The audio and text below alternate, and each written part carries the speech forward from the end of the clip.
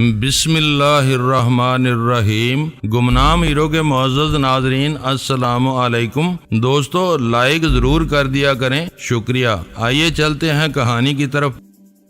میں اتنی بیوقوف لڑکی نہیں ہوں۔ لڑکیاں اپنے اپنے کمروں میں ہیں، باجی نرگس کے ساتھ کسی گجراتی سیٹ کی دعوت میں گئی ہوئی ہیں۔ میں بالکل اکیلی ہوں، ہماری باتیں کوئی نہیں سن سکتا۔ میری وجہ سے تمہیں مار کھانی پڑی، تم نے اپنے دل کا بوجھ ہلکا کرنے کے لیے مجھے فون کر لیا۔ آئندہ کسی شدید ضرورت کے بغیر مجھے فون نہ کرنا، میرے ساتھ تم بھی مشکل میں پڑ جاؤ گی۔ فون پر اس کے ایک گہری سانس کی آواز آئی، پھر اس نے کہا، تم مجھے بہت اچھے لگتے ہو، کیا یہ نہیں ہو سکتا کہ تم مجھ سے شادی کر کے میرا دامن خوشیوں سے بھر دو؟ مجھے یوں محسوس ہوا جیسے نیما نے میرے سر پر لٹھ دے مارا ہو۔ میں نے بوکھلا کر کہا، ہوش کی باتیں کرو نیلما، میں پہلے سے شادی شدہ ہوں۔ تمہارے دماغ میں یہ فطور کیوں پیدا ہو رہا ہے؟ یہ فطور نہیں، دل کی مجبوری ہے ڈارلنگ۔ نیما جذباتی ہونے لگی۔ کل پٹتے ہوئے میں تمہارے بارے میں سوچتی رہی تھی۔ رات کو تم خوابوں میں مجھے اپنے ساتھ لیے نہ جانے کہاں کہاں گھومتے رہے۔ مجھے لگ رہا تھا کہ تم شادی شدہ ہو، اس سے کوئی فرق نہیں پڑے گا، تم 4 شادیاں کر سکتے ہو، میں دل کھول کر تمہاری پہلی بیوی کی خدمت کروں گی۔ تم پاگل ہو گئی ہو؟ تمہاری شادی کے بعد تمہاری ماں، 3 بہنوں اور چھوٹے بھائی کا کیا بنے گا؟ تمہاری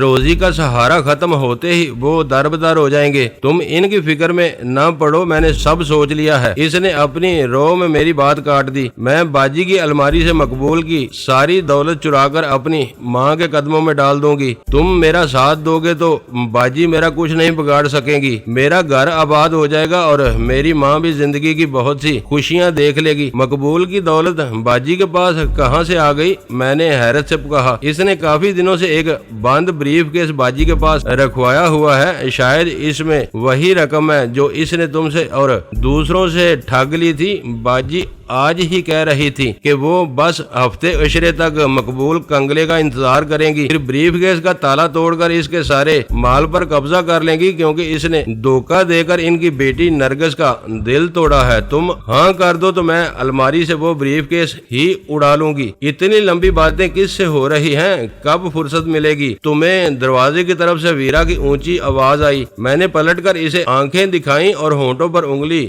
رکھ کر خاموش رہنے کا اشارہ کیا تو وہ بھی آنکھیں نکال کر دندناتی ہوئی میری خوابگاہ میں گھس آئی۔ یہ کس عورت کی آواز آئی تھی؟ ابھی نیما فون پر پوچھ رہی تھی۔ بہت تیز معلوم ہوتی ہے، بیوی تھی میری۔ میں نے اتنی آہستگی سے کہا کہ میرے الفاظ ویرا کے کانوں تک نہ پہنچ سکیں، پھر بات جاری رکھی۔ بہت بد مزاج اور تند خو عورت ہے، میری زندگی حرام کی ہوئی ہے۔ تم بالکل پرواہ نہ کرو۔ میرے الفاظ نے نیما کو ذرا بھی پریشان نہیں کیا۔ وہ اطمینان سے کہہ رہی تھی کہ تحمل اور اخلاق سے کام لے کر میں اس کا دل موم کر لوں گی، تمہاری پریشانیاں بھی دور ہو جائیں گی۔ وہ کسی بھی وقت ادھر نکل آئے گی۔ تم مجھے اپنی باجی کا نمبر دے دو، میں پھر کسی وقت تم سے بات کروں گا۔ نہیں، اس نے فوراً انکار کر دیا، تم یہاں فون نہ کرنا، باجی شک میں پڑ جائیں گی۔ میں کل بھی بدن میں درد کا بہانہ بنا کر دندے پر نہیں بیٹھوں گی، رات کو موقع دے کر تمہیں فون کروں گی۔ وہ عجیب خود سر لڑکی تھی، اپنے خوابوں کا گناہ میرے سر لادنے پر تلی ہوئی تھی۔ میرا دل چاہا کہ اسے سختی سے ڈانٹ کر اس کے سر سے شادی کا بھوت اتار دوں، لیکن اس نے مقبول کی دولت کا ذکر کر کے میرے دل میں ایک شبہ پیدا کر دیا تھا۔ اس کی تائید یا تردید ہونے تک میں نیما سے رابطہ برقرار رکھنے کا ہنگامی فیصلہ کر چکا تھا۔ ٹھیک ہے، میں نے ہتھیار ڈال دیے، موقع ملے تو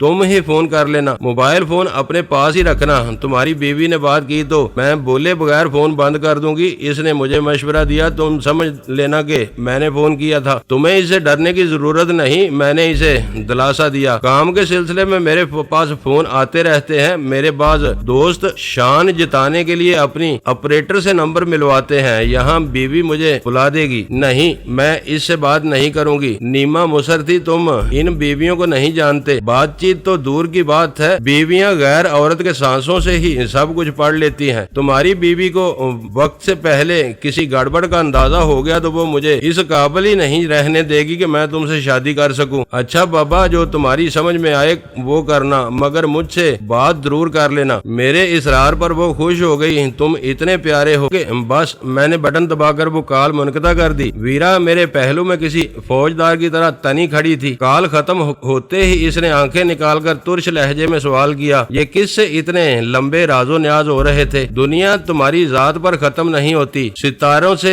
आगे जहां और भी हैं। गुजाला को ये सुनकर जरा भी खुशी नहीं होगी। इसने मुझे धमकी दी, कोशिश करके देख लो, वो मेरी खुशी में खुश रहने वाली एक मासूम और फर्मा बरदार बीवी है, तुम्हारी बातों में नहीं आएगी। इसने आज तक तुमसे कोई शिकवा नहीं किया तो किसी और से क्या कहेगी? ये मत कहो, वो बहुत गुन्नी है, बातों ही बातों में बारहा जहरीले इशारे किनारे कर चुकी है, मगर मैं हमेशा अनजान बनकर इसे टाल जाती हूँ ताकि घर में कोई फसाद न खड़ा हो। इसी वक्त सुल्तान शाह वहाँ आ पहुँचा और सर हिलाते हुए मानी खेज लहजे में बोला, यहाँ वीरा के साथ खुश गपियाँ हो रही हैं और हम इस इंतजार में बैठे सूख रहे हैं कि तुम फोन पर अपनी बात खत्म करते ही हमारे पास आओगे। शुरफा दूसरों के साथ बदसलूकी नहीं किया करते, शर्त ये है कि दूसरे भी शुरफा हो, तुम जैसे ना हो। वीरा बोल पड़ी, क्या हम लुच्चे लफंगे और बदमाश हैं? सुल्तान शाह ने जलकर पूछा। ये फैसला तुम खुद कर सकते हो, तुम क्या हो? मैंने ऐसी कोई नारवा बात नहीं कही, वीरा इत्मीनान से बोली। इन दोनों की बहस का फायदा उठाकर मैं खामोशी से कमरे से निकल गया। ड्राइंग रूम में गजाला इत्मीनान से बैठी टेलीविजन प्रोग्राम देख रही थी। इसे मेरे पास आने वाली फोन कॉल की कोई फिक्र थी, ना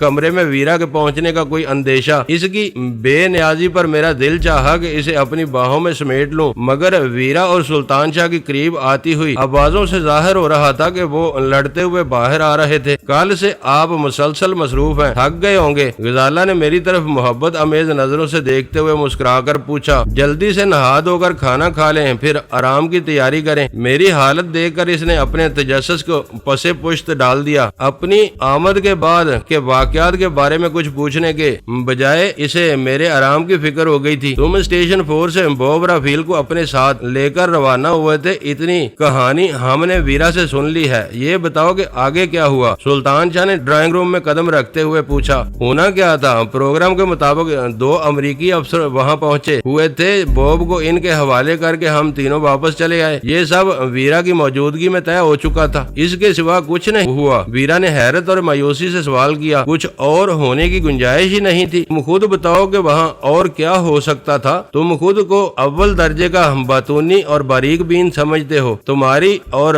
इनकी बातें भी हुई होंगी, इनमें कोई काम की बात भी सामने आ सकती थी। वो दोनों अनाड़ी नहीं थे। अपना आदमी वापस लेने के लिए अमरीकियों ने अपने खरांट अफसर भेजे थे। वो जरूरत से ज्यादा बात करने से गुरेज कर रहे थे, इसलिए हम वापस आ गए। मैं नहीं मान सकती, वीरा ने अपनी गर्दन झटक कर कहा। तुम कोई बात छुपा रहे हो। मैं कुछ देर तक इन दोनों को जिच करता रहा, फिर इन्हें पूरी बात बता दी। मैं खुद भी थका हुआ था। इन दोनों की तफ्तीश से फारुग होकर जल्द अज जल्द गजाला के मशवरे पर अमल करना चाहता था। बॉब राफेल की बरतरफी की खबर मेरी तरह इनके लिए भी इत्मीनान बख्श थी। इस बारे में दो राय नहीं हो सकती थी कि जो कुछ हुआ वो बहुत आबरूमंदाना अंदाज में हुआ था। तुमने अभी तक नहीं बताया कि फोन पर तुम किससे बातें कर रहे थे। वो मौजू समेटते हुए ही वीरा ने एक मर्तबा फिर मोबाइल फोन पर आने वाली नीमा की कॉल का जिक्र निकाल दिया। गजाला को शायद वीरा का तहकमाना लहजा पसंद नहीं आया था। इसने संजीदगी से कहा, छोड़ो वीरा, ये नहीं बताना चाहते तो तुम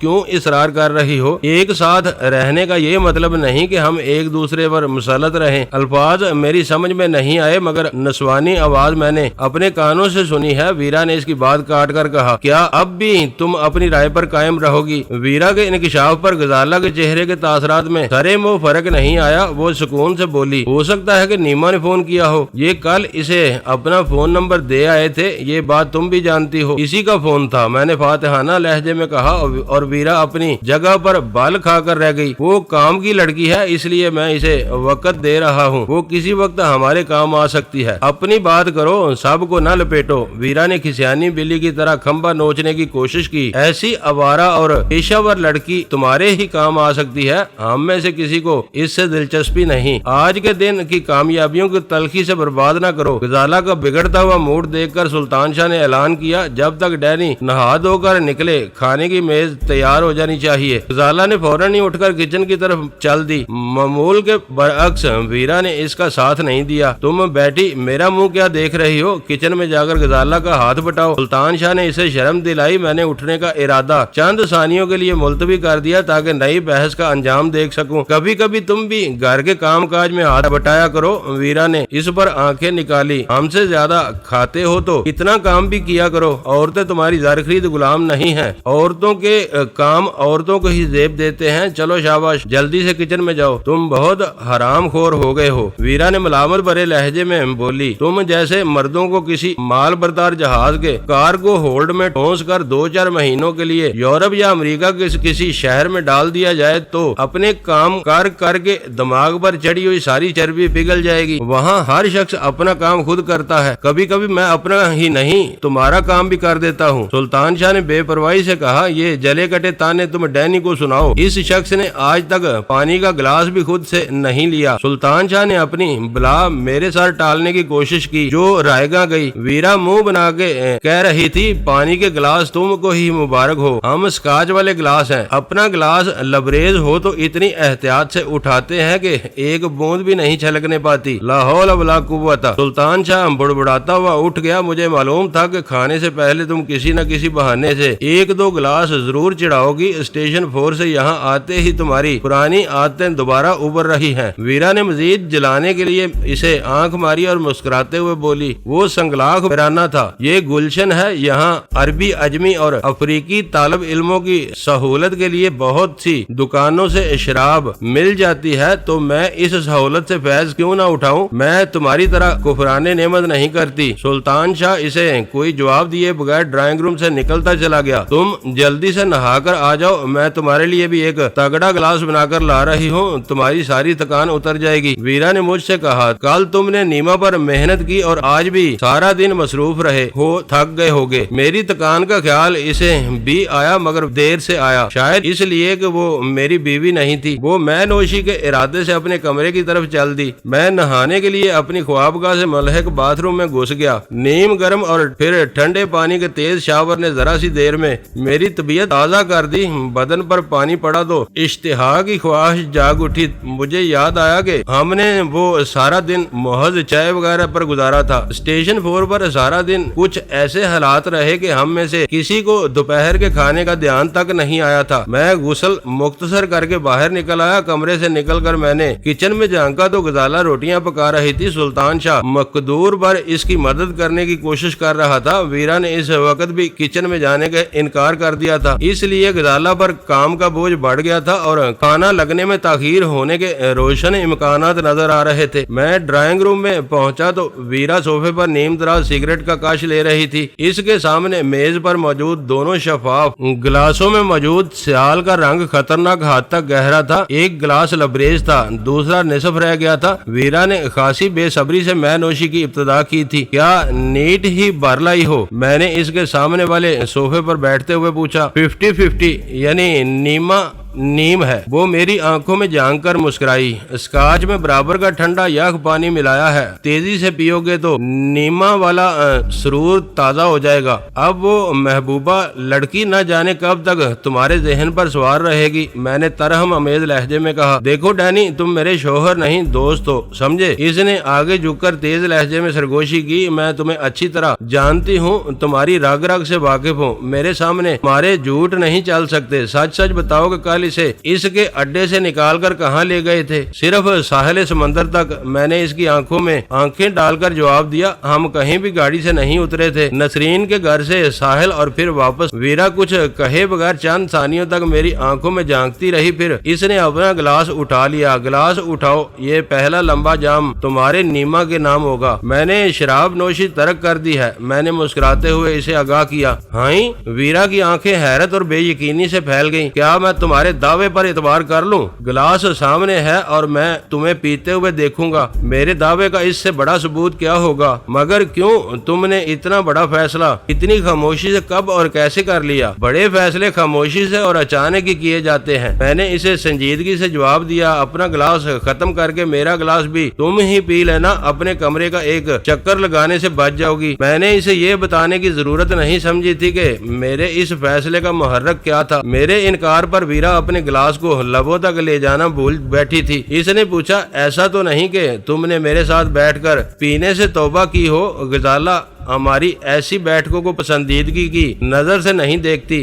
میرے اس فیصلے کا غزالہ سے دور کا بھی کوئی تعلق نہیں ہے، یہ میرا اپنا فیصلہ ہے۔ کہیں بھی میرے ہاتھ میں شراب دیکھ لو تو تم میرا ہاتھ توڑ دینا، نہیں پینی تو پھر کہیں بھی نہیں پینی۔ شاید تمہیں اپنے اوپر اعتماد نہیں رہا، ڈرتے ہو کہ کہیں زیادہ پی کر بہک نہ جاؤ، اس نے ٹٹولنے والے انداز میں کہا۔ تم جو چاہو سمجھ سکتی ہو، میں کوئی صفائی پیش نہیں کروں گا۔ بات کہتے کہتے میری نظر اس کے گلاس پر پڑی اور میں نے بے ساختہ اسے ٹوک دیا۔ دیکھو تمہارا گلاس ٹیڑھا ہو رہا ہے، سکاچ گرنے والی ہے۔ اس نے چونک کر اپنا ہاتھ سیدھا کیا، گلاس اوپر اٹھا کر اسے دیکھا اور پھر ہونٹوں سے لگا لیا۔ تیز سکاچ کا باقیہ نصف گلاس ایک ہی سانس میں خالی کر کے اس نے میز پر رکھا تو اس کی آنکھوں میں ہلکی سی نمی تیرنے لگی تھی۔ مجھے اندازہ تھا کہ تیز سکاچ کا لمبا گھونٹ لیا جائے تو حلق سے معدے تک آگ کی ایک لکیر سی تیرتی چلی جاتی ہے اور اس لذت انگیز سوزش سے آنکھوں میں خود بخود آنسو آ جاتے ہیں۔ ویرا چند ثانیوں تک خاموشی سے سگریٹ کا کش لیتی رہی، پھر دوبارہ بھولے ہوئے موضوع پر آ گئی۔ تو تم نیما کو صرف ساحل سمندر تک لے گئے تھے، تم بلا وجہ اس بات پر اپنا سر کھپا رہی ہو، میں تم سے جھوٹ کیوں بولوں گا؟ پھر آج اس نے تمہیں کیوں فون کیا تھا؟ ویرا نے دوسرا بھرا ہوا گلاس اپنے سامنے کر لیا۔ اس وقت کافی الکوہل تمہارے معدے میں اتر چکی ہے، اس لیے مجھے زبان کھولنی ہی پڑے گی۔ میں نے پہلو بدل کر کہا۔ کل وہ مقبول کو خوفزدہ کر کے بگانے پر پٹی تھی، آج مسروقہ اکارڈ کی خبر اخبار میں پڑھنے کے بعد اس کی مالکن یا نائکا نے اسے معاف کر دیا۔ یہ باتیں وہ میرے علم میں لانا چاہتی تھی۔ تمہاری گفتگو اس سے جان چھڑانے والی نہیں تھی، تم فون کرنے کے لیے اس کی حوصلہ افزائی کر رہے تھے، بلکہ اس کا نمبر لے کر خود اس سے رابطہ برقرار رکھنے کے خواہاں تھے۔ تم اس میں اتنی دلچسپی کیوں لے رہے ہو؟ میں ویرا کو اس کے سوال کا مسکت جواب دے سکتا تھا، مگر میں اس موضوع پر زبان کھولنے سے گریز کر رہا تھا۔ میں نے نرمی سے کہا، وہ بھی جان چھڑانے کی کوشش تھی۔ کیا تم مجھے اتنا ہی گیا گزرا سمجھتی ہو کہ جو عورت چند سکوں کے مول ہر وقت حاصل کی جا سکتی ہے، اس کے لیے میں اپنا وقت برباد کرتا پھروں؟ اس وقت میں تمہاری بارے میں کوئی بات یقین سے نہیں کہہ سکتی ہے۔ شراب تمہارے خون میں رچی ہوئی تھی، آج تم نے اچانک اسے ترک کر دیا۔ راجر بروک کی زبان سے بنیاد پرست کا لفظ سن کر تم یکا یک بھڑک اٹھے تھے۔ میرے لیے یہ باتیں کسی خاص سمت کی نشاندہی کر رہی ہیں۔ ایسی حالت میں تم کوئی بھی فیصلہ کر سکتے ہو۔ حالت میں میں بے ساختہ ہنس پڑا۔ تم کس حالت کی بات کر رہی ہو؟ کیا تم یہ سمجھ رہی ہو کہ میرا دماغ چل گیا ہے، میں پاگل ہو گیا ہوں؟ جہاں بات ہو رہی ہے اسے وہیں رہنے دو۔ اس نے دوسرے گلاس سے ایک چھوٹا سا گھونٹ لے کر کہا، اسے اتنا آگے مت لے جاؤ، مجھے تم اس وقت کسی خاص روح کے زیر اثر آئے ہوئے نظر آ رہے ہو۔ میں نے حیرت سے آنکھیں پھاڑ کر ویرا کی طرف دیکھا، وہ پوری طرح سنجیدہ تھی۔ وہ جو کچھ کہہ رہی تھی میرے لیے دلچسپ لیکن ذرا غیر واضح تھا۔ میں نے کہا، تم فکر نہ کرو، میں پوری طرح ہوش و حواس میں ہوں، تمہیں سینگ نہیں ماروں گا۔ تم جو کچھ کہنا چاہتی ہو ذرا کھل کر کہو۔ اسی وقت سلطان شاہ نے ڈائننگ ٹیبل پر چمچے سے ایک پلیٹ کو بجانا شروع کر دیا۔ وہ اس کی طرف سے میز تیار ہونے کا اعلان تھا۔ اپنی یہ بے تکی موسیقی بند کرو۔ ویرا نے گلاس سے مزید ایک گھونٹ لے کر کہا، ہم بہرے نہیں ہیں، 1 منٹ میں میز پر آ رہے ہیں، آ جاؤ۔ وہ اپنا گلاس لے کر اٹھ کھڑی ہوئی۔ اچھا ہے کہ اس گفتگو میں سب شامل ہو جائیں، ورنہ بعد میں ہر ایک کو الگ الگ پوری بات بتانے میں میرا دماغ خالی ہو جائے گا۔ تمہاری باتوں سے یہ ظاہر ہو رہا ہے کہ وہ پہلے ہی خالی ہو چکا ہے۔ میں نے اس کے مشورے پر عمل کرتے ہوئے اپنی جگہ چھوڑ دی، مگر پھر بھی میں تمہارے نادر خیالات سے آگاہ ہونا چاہتا ہوں۔ کچن کے معاملات میں اس وقت ویرا کے عدم تعاون کے اثرات زائل کرنے کے لیے سلطان شاہ نے پوری طرح غزالہ کا ہاتھ بٹایا تھا۔ وہ دونوں میز لگائے ہمارے منتظر تھے۔ ویرا نے وہاں پہنچتے ہی تعریفی نظروں سے میز کا جائزہ لیا اور سلطان شاہ کی پشت پر تھپکی دیتے ہوئے بولی، شاباش، اسی طرح غزالہ کا ہاتھ بٹاتے رہا کرو تاکہ مجھے سکھ کا سانس لینے کا موقع مل سکے۔ چند دنوں میں خاصیت سگڑ ہو جاؤ گے۔ اس خیال میں نہ رہنا مجھے وقت پر ناشتہ اور کھانا تیار نہیں ملا تو میں بلا تکلف ہوٹل بازی شروع کر دوں گا۔ ہو ویرا نے اس کے شانے پر ہاتھ مارا اور کہا, اس وقت کڑوی باتیں مت کرو, تمہیں جشن منانا چاہیے کہ ڈینی نے شراب نوشی ترک کر دی ہے. ان دونوں کے لیے وہ واقعی بڑی خبر تھی. ان کی تحیر زدہ نگاہیں میری طرف اٹھی. ویرا کے برعکس میرے دونوں ہاتھ خالی تھے. غزالہ کی آنکھوں میں محبت, اپنائیت اور فخر سے ملی جلی چمک تیرنے لگی. کیا ویرا واقعی سچ کہہ رہی ہے؟ سلطان شاہ نے تحیر زدہ لہجے میں مجھ سے پوچھا. ہاں, مجھ سے پہلے ویرا بول پڑی, مگر یہ اتنی زیادہ خوشی کی بات نہیں ہے. راجر بروک نے بنیاد پرستی کا تانا دے کر ڈینی کے ذہن میں دبی ہوئی کسی چنگاری کو ہوا دے دی ہے. اس کے نتیجے میں ڈینی نے شراب چھوڑ دی اور اب شاید گندے بازار کی دلدل میں پھنسی ہوئی ایک بے سہارا لڑکی کو سہارا دے کر ایک اور نیکی کمانے کا ارادہ رکھتا ہے. نیما کو اپنا گھر اور اپنا شوہر مل جائے گا. ڈینی کا ضمیر مطمئن بلکہ کچھ زیادہ ہی مطمئن ہو جائے گا. اس وقت ویرا اسکاچ کے زیر اثر کچھ زیادہ ہی بول رہی تھی. اس نے کئی باتوں کو غیر ضروری طور پر یکجا کر کے اپنے طور پر ایک کہانی بنا لی تھی جس کی تردید ضروری ہو گئی تھی. میں نے درمیان ہی سے اس کی بات کاٹ دی اور کہا, نیما تمہارے اعصاب پر چھائی ہوئی ہے. حالانکہ بات صرف اتنی ہے کہ وہ فورڈ فاؤنڈیشن کے خلاف بنائی ہوئی اکرم الہی کی فائل تک ہماری رہنمائی کر سکتی ہے. ویرا حیرت سے منہ پھاڑ کر مجھے دیکھنے لگی جیسے یکا یک میرے سر پر سینگ نکل آئے ہوں. اکرم الہی کی فائل سے نیما کا کیا تعلق نکل آیا؟ ویرا نے تحیر زدہ لہجے میں پوچھا. مجھے اس سے بلا وجہ باتیں کرنے کا شوق نہیں تھا. میں نے ہلکے سے طنز سے کہا. وہ لا علمی میں کچھ کارآمد باتوں کی نشاندہی کر بیٹھی تھی. میں اس سے ہونے والی گفتگو کو طول دینے پر مجبور ہو گیا تھا. پھر تم نے بات ادھوری کیوں چھوڑ دی؟ ویرا نے سوال کیا. ہو سکتا ہے کہ کل اسے تم سے بات کرنے کا موقع ہی نہ مل سکے. اس وقت وہ روانی میں تمہیں بہت کچھ بتا سکتی تھی. وہ ضرور بتاتی اور میرا ارادہ بھی یہی تھا اس سے ہر بات اگلوا لوں, مگر تم ایک مصیبت بن کر میرے سر پر مسلط ہو چکی تھی. تمہاری کسی بے جا مداخلت سے وہ بڑک جاتی تو اسے سنبھالنا مشکل ہو جاتا. اس الجھن سے بچنے کے لیے ضروری ہو گیا تھا کہ میں اس سے گفتگو مختصر کر دوں. تمہاری باتوں سے ایسا محسوس ہو رہا ہے جیسے تم اس سے رومانس لڑا رہے ہو, ویرا نے اشتیاق امیز لہجے میں کہا. اپنے لب و لہجے سے تم اس پر فدا ہوئے جا رہے تھے. میں نے بے بسی سے غزالہ کی طرف دیکھ کر ایک گہرا سانس لیا اور مجھ سے پہلے غزالہ بول پڑی. اگر یہ کسی لڑکی سے عشق لڑا رہے تھے تو مجھے فکر مند ہونا چاہیے. تمہیں کیا پریشانی تھی؟ اگر تم نے ڈینی کو بالکل ہی بے لگام چھوڑ دینے کا فیصلہ کر لیا ہے تو مجھے ٹانگ اڑانے کی کیا ضرورت ہے؟ ڈینی پورے شہر میں عشق لڑاتا پھرے, میں اسے بالکل نہیں روکوں گی. حالانکہ حالات کی ستائی ہوئی لڑکیاں باہر سے بہت خود غرض اور شاید تنگ دل نظر آتی ہیں. میں نے اونچی آواز میں مداخلت کر کے ان دونوں کو خاموش کر دیا, لیکن اندر سے وہ بہت حساس ہوتی ہیں. کسی پر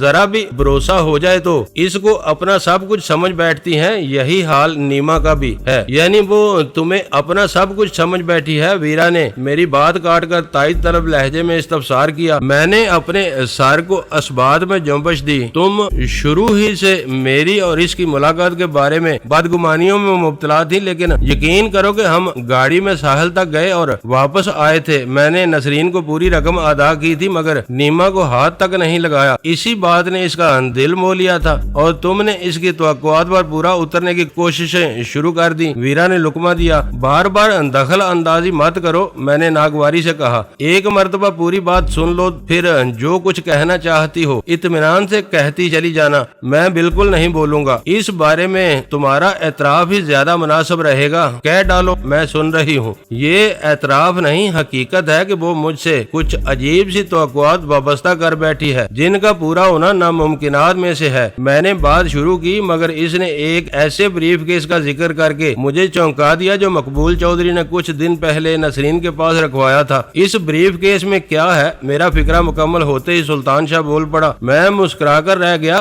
وہی بتانے جا رہا ہوں. نیما کا خیال ہے کہ اس بریف کیس میں مقبول کی بھاری دولت ہوگی. مجھے شبہ ہے کہ اس میں وہی کاغذات ہیں جو اکرم الہی نے فورڈ فاؤنڈیشن کی مشتبہ سرگرمیوں کے بارے میں یکجا کیے تھے. اپنے ماموں کو قیدی بنانے کے ساتھ ہی مقبول نے ان کاغذوں پر بھی قبضہ کر لیا ہوگا, اور تم اس بریف کیس پر قبضہ کرنے کے لیے نیما کو استعمال کرنے کا ارادہ رکھتے ہو؟ ویرا نے پوچھا. مجھے نیما کی ذات میں اس سے زیادہ کوئی دلچسپی نہیں ہے, میں نے اقرار کیا. شرم کی بات ہے. ویرا نے یکا یکی اپنی کینچلی بدل لی. تم اس کے جذبات سے کھیل کر اپنا اعلی کار بنانا چاہ رہے ہو. تمہارا ضمیر اس فعل پر تمہیں ملامت نہیں کرے گا. میں اپنی کسی ذاتی غرض کے حصول کے لیے اسے دھوکہ دیتا تو میرا ضمیر مجھے ضرور ملامت کرتا, पता वो एक पेशावर लड़की है। नसरीन के एमा पर अब तक न जाने कितने मर्दों को फरेब दे चुकी है। अगर मैं एक अजीम तर और कौमी मकसद के लिए इसे इस्तेमाल कर लूंगा तो मुझे जरा भी मलाल नहीं होगा। मुझे अंदाजा नहीं था कि वक्त ने तुम्हें इतना सफाक बना दिया है। वीरा मुंह बना के बोली, अपने अंदाजे की गलती पर डैनी को इल्जाम न दो। सुल्तान शाह ने चुभते हुए लहजे में कहा, तुम्हारा ख्याल था कि डैनी इस लड़की से शादी के लिए पर तोल रहा है, तुम खुद सुन चुकी हो। वीरा ने तुर्शी से इसकी बात काट दी। डैनी की नीयत जो भी रही हो, ये नीमा से फोन पर बहुत बालहाना अंदाज में बातें कर रहा था और कुछ नहीं, ये जहनियत का फतूर है। सुल्तान शाह गजाला से मुखातब होकर कहा, आदमी के अपने दिमाग में गंद भरा हो तो वो दूसरों को भी गंदा समझता है। दोस्तों वीडियो को लाइक जरूर कर दिया करें। ISI पाक आर्मी जिंदाबाद, पाकिस्तान पाइंदाबाद। मुअज़्ज़ज़ नाज़रीन, अपना ख्याल रखिएगा और अपने इस चैनल का भी शुक्रिया।